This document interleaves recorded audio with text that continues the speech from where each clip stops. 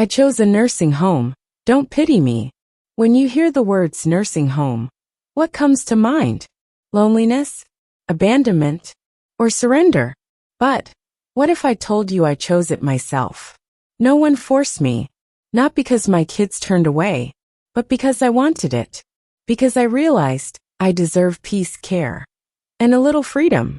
This is my story. My name is Helen. I'm 79 years old. I raised 3 children, worked as a nurse for nearly 40 years, and said goodbye to my husband 7 years ago. After John passed, I tried to live like nothing had changed. I stayed in our house, the one with the green shutters and the rose garden he planted for me every spring. I thought keeping things the same would help me feel closer to him. But over time, the silence in that house grew too loud. One evening, I was changing a light bulb in the kitchen when I slipped. Not badly, but enough to scare me. No one was there. It took me nearly 10 minutes to get back up. That night, I sat on the edge of my bed and asked myself a question no one wants to ask. What if I can't manage on my own anymore? At first, I hated the thought. I've spent my whole life caring for others, patients, my kids, my husband. And now I needed someone to care for me. It felt like I had failed. But over time, my perspective shifted.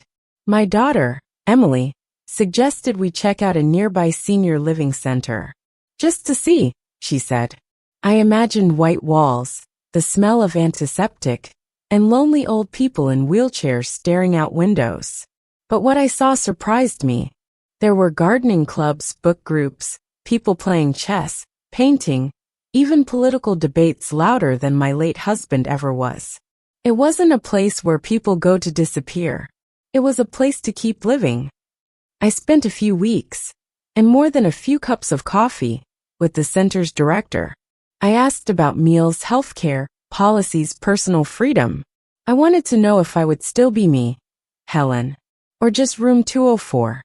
And on the day I moved in, I felt something unexpected. Not sadness, but relief. For years, I had lived with the fear of becoming a burden to my children, of falling unnoticed, of loneliness creeping in every night after talking to a photo in a frame. Here, I met people who understood that feeling, and I found laughter again. Every Thursday, I play bridge with Marla, a retired English teacher who cheats like it's the Olympics.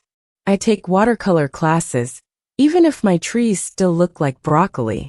And every Sunday, I video call my grandkids from the community lounge. They ask if I got into any trouble this week. I tell them, more than you think. So don't pity me. I wasn't put there. I made a choice for safety, for friendship, for dignity. Growing old is hard. But it doesn't have to be lonely. It doesn't have to mean losing your voice. Sometimes the bravest thing you can do is ask for help before it's too late. Sometimes freedom means letting others into your life. If you're hearing this story and wondering, can I still manage on my own? I want you to know, you're not weak for needing help.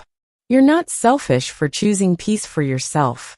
You are wise, and you deserve a full life at any age. Thank you for listening. This was episode 1 of the series, Autumn Stories of Life. If this story touched you, share it with someone who might need to hear it too.